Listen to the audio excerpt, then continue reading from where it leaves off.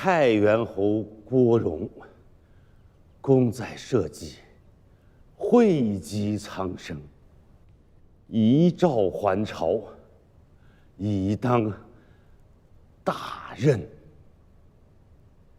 陛下，澶州毗邻腋下，为河北方面之计，守臣之任不可轻易之。陛下，王相公此言大谬。军中最重赏罚，有功便须赏，赏罚不明，取货之道也。依王相公所言，腋下军将便是立下再大的功劳，一辈子也只能在军中搏命，不得擅离。如此，置军心于何地？只不过是一段堤坝而已。文肃相公，言过其实了。陛下，大河金堤，自后唐庄宗之后，便再无人修缮，乃至岁岁水患。天福6年，水淹京畿，水面距京师城头4尺，民人流离失所，死伤无算。而今太原侯重筑金堤，今年夏汛，大河不复为患。京城已有20年不敢在夏汛时节开城门了。如此功勋，虽灭人国，亦不能比之。你自家治了10几年的水，便把治水做了天下第1等的大功。今日赏了太原侯1日，天子该如何赏你？真累了，诸卿，且散去吧。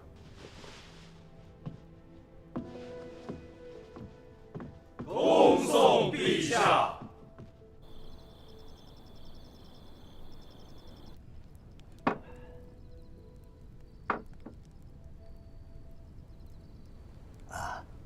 今日冯道之所请，你事先知情？知情。那你为什么不早说与我情呢？以致今日在朝堂上如此尴尬。说了，你便不反对啊？这天下是你家的，哦，难道你下一道旨意，直接让军贵回来，我还能拦得住你啊？是，我是反对他做储君，可我也不是见不得他回京啊。做天子的须是你，又不是我。休将，你现在知道我是天子了，平日你想得到吗？你让我当家，我便让你当家；你要处理，我便让你处理。你身已是枢密使，还想当宰相，我便让你做了。你口口声声说这天下是我家的，我的家在哪儿啊？我有家吗？168口啊！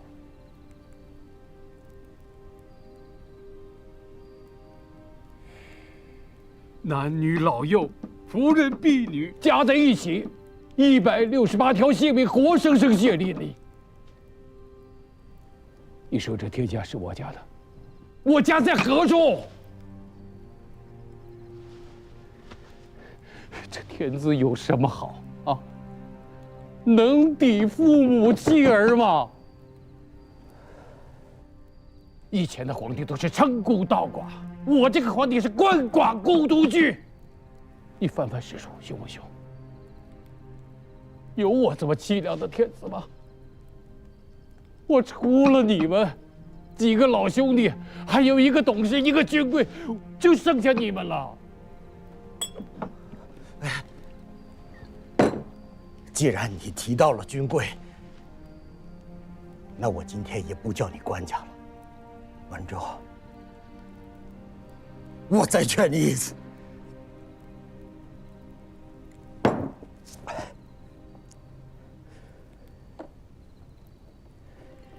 你还没到当年太原令公的年纪啊！赶快再多纳些妃嫔，总得留下能够承嗣大统的亲生子啊！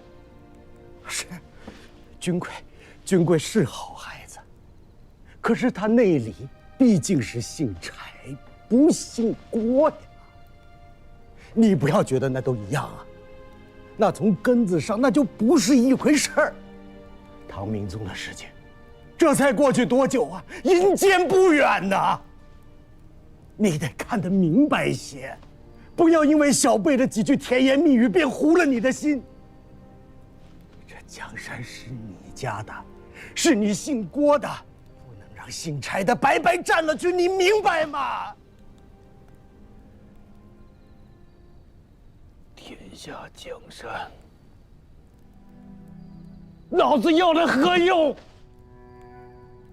老婆没了，儿子没了，女儿没了，女婿也没了，都没了。老子要一房一许，一切滚朋友何用？慢住，慢住！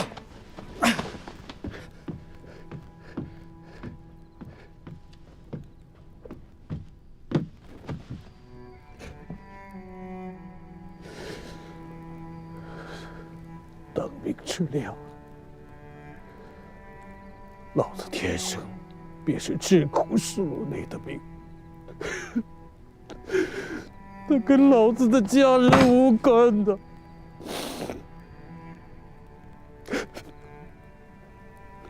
满仲，你喝醉了，赶紧歇息吧。我这边辞出去了。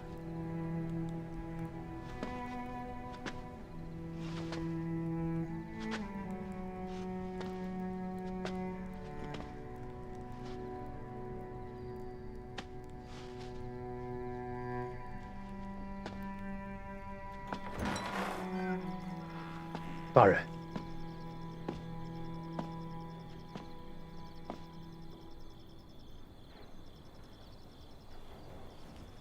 陛下喝醉了，你们好生看护，别让陛下受了风寒。诺。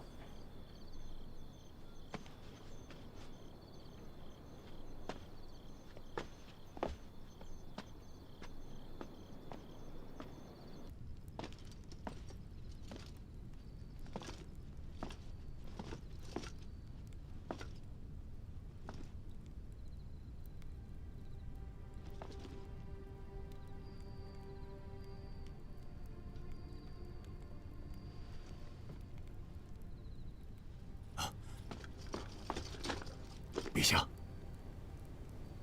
元朗，原本你要跟着金贵去澶州，却被朕扣下来入了禁军，倒是耽误你了。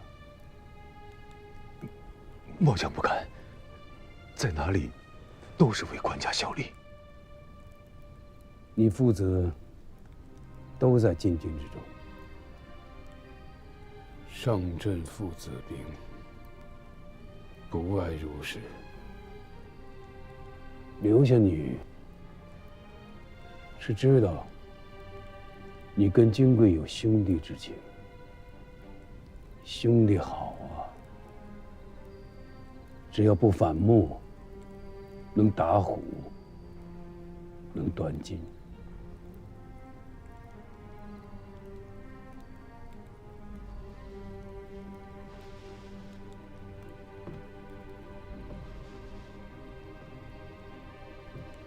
朕想托你爹的儿子给朕的儿子带一句口信儿，就说朕叫他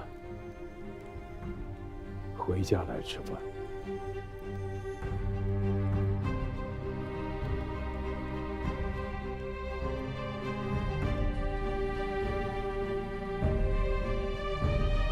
自从军入仕以来，披甲持剑的皇子赵匡胤见了不少，却从未见过郭荣这般身着缁衣、浑身泥水的皇子。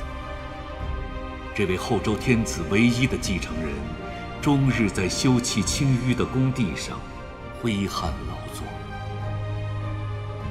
多年来无休止的藩镇相争和政权更迭，使官府无心治理河工，乃至于黄河两岸生民每岁接受洪水逼城、毁污淹田之苦。这条孕育了中原王朝复兴之地的黄河，无时无刻不在叩问着历代中原王朝的良心。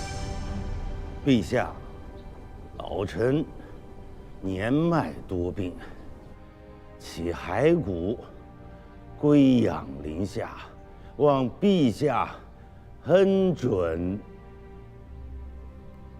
令公四朝元老，海内人望，朝廷之元首，国家之柱石。天下离乱已久，须臾离不得令公。若说归养，朕也想归养，想想罢了。咱们便都勉为其难吧。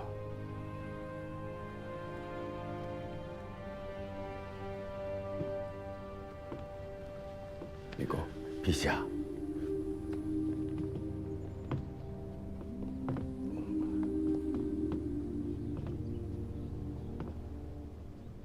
金贵，儿臣在。自即日起，河堤上的差事免了，入中书门下细学政事。冯令公久在书亭，威望隆重。你须以身试之。儿臣奉诏。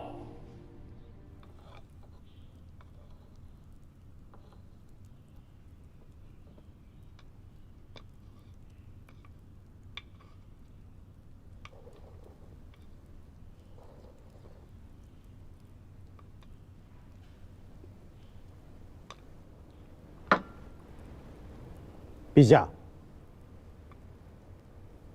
中书门下省乃朝廷枢要，得人为第一要务。犯治离谷，资望不足，懈怠王室，上不能做天子以经六合，下不能安百官而治四海。请出范质为相州刺史，出离谷为许州刺史。以翰林学士陈冠全知开封府严看待之，同平章事，伏请陛下允准。行不行？今日是寒食节，各属衙公街都要休沐一日。有什么要紧的话，不能等到明日再说。陛下，秀峰兄，天下刚刚安定下来没多久，咱不折腾行吗？陛下是天子，乃至天子不能做快意事。天下大乱，那是几十年来的世道人情，不是谁想不折腾便能不折腾的。那些个不愿意折腾的，如今坟头都长树了。这样的年月，谁都没有太平天子的命数。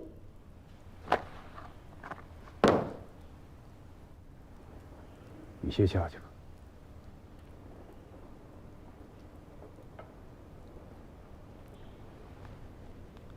臣告退。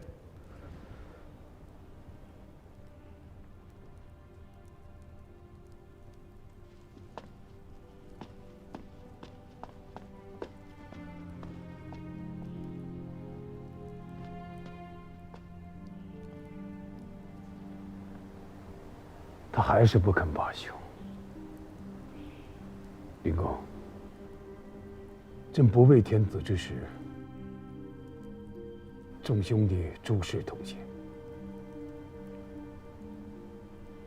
如今做了天子，兄弟们却分崩离析，令公侍奉四朝，请告诉朕，这是为什么？陛下，因为天下只有一个天子，是故天子无私人。陛下做臣子的时候，可以有兄弟，如今做了天子，这普天之下，皆是陛下的苍生赤子，皆是陛下的兄弟，不能厚此薄彼，旧时兄弟，心中自然便要生怨。陛下欲做太平天子，王相公之事，只是第一关而已。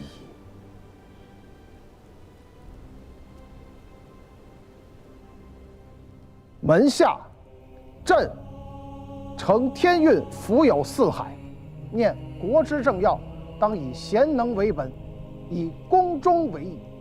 枢密使、尚书左仆射同中书门下平章事王俊，悉有微功，朕亦常委以重任。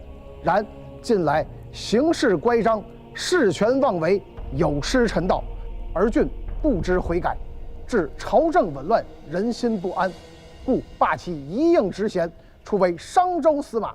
即日出京，不得逗留。此番出任，务要克己奉公，以尽职守，上报皇恩，下安黎庶。倘或不改前非，重蹈覆辙，国法俱在，朕不敢私，主者施行。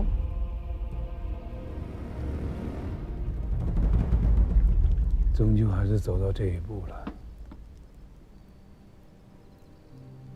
当年在太原，秀峰有个秀才的混名，凡事看得开，有任侠的义气。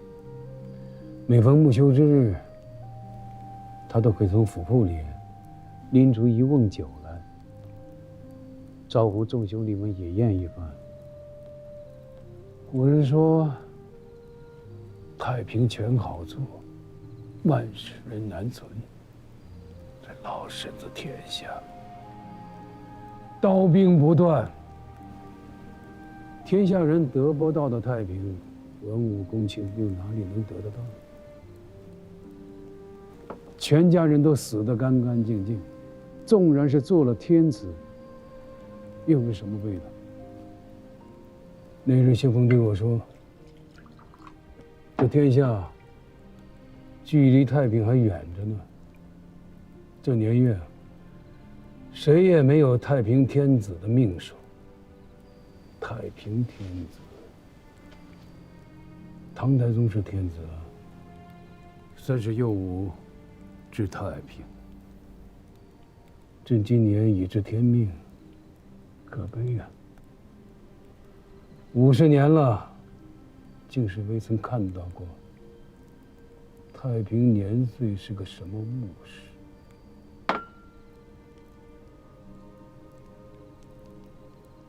怎么了？我再去取些酒菜来，你们爷俩好好说。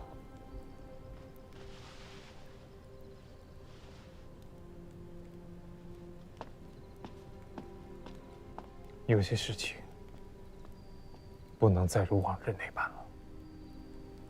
哪些事情？太平盛世谈何容易？与其在此自怨自艾，不如一件一件事情做起来。怎么做？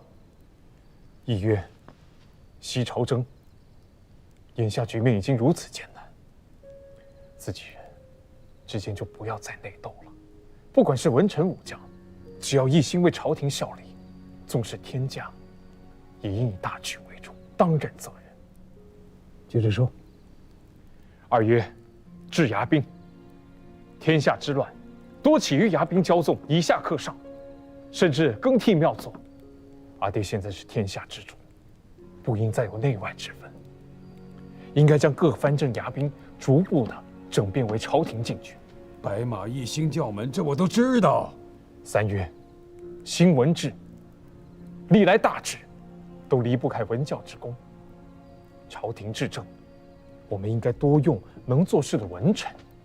朝廷中枢，不应该由5人军头把持。四约，削藩镇，天下分崩已久，各州郡之间相互征战，兼并不止。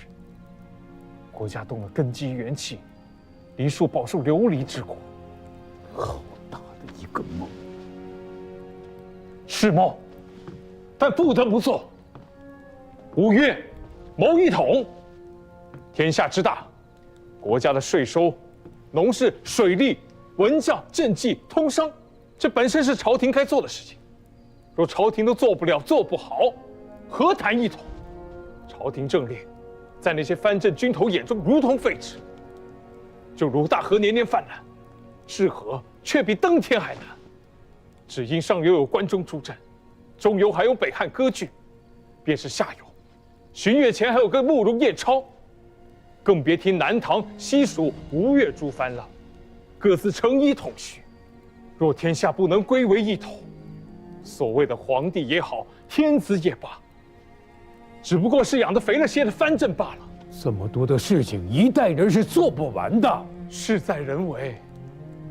阿爹，做不到如太宗文皇帝那般30有5治太平，那就45、55、65。若一代人做不完，那就2代人、3代人。只要一代代人做下去，总能还给这个天下一个太平盛世。